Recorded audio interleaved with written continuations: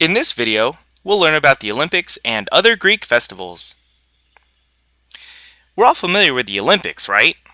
Every 4 years, the best athletes from almost every country gets together to compete in various sports. Ultimately, we see who the top athletes in the world are. But where did this even begin? To get the answer to this question, we'll have to go all the way to ancient Greece.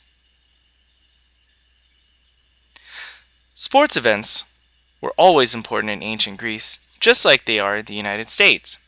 Every 4 years, beginning in 776 BC, the Greeks held an athletic competition called the Olympics, which was open to all Greek men. At first, this competition consisted of one event, a foot race of about 200 yards.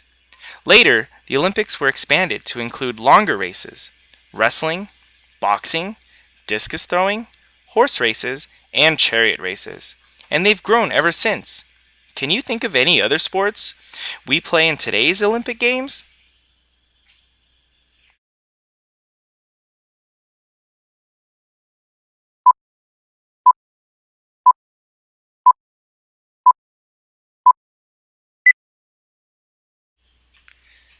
The Greeks considered the Olympics so important that nothing, not even war, was allowed to interfere with them.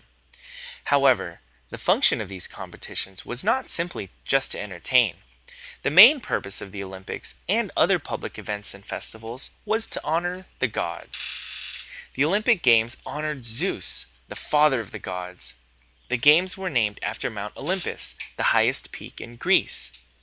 The Greeks believed that Zeus sat on a golden throne atop Mount Olympus and ruled all other gods and all the Greeks.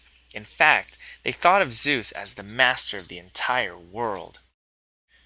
The Greeks prayed to specific gods for things they wanted. For example, a sick person might pray to Apollo for a speedy recovery. The Greeks thanked the gods by making animal sacrifices when their prayers were granted. They also made animal sacrifices to the gods before competing in sports, going to war, or setting sail on a long voyage.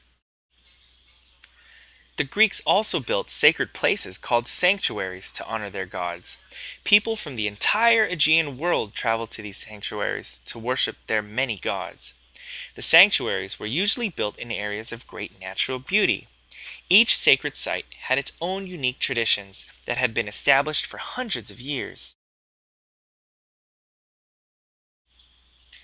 In Olympia, there was the sanctuary to Zeus. Olympia was a perfect site for sports competitions because the land in the broad river valley was flat. On this level plain, the Greeks easily laid out large courses on which the foot races, horse races, and chariot races could be run during the Olympics.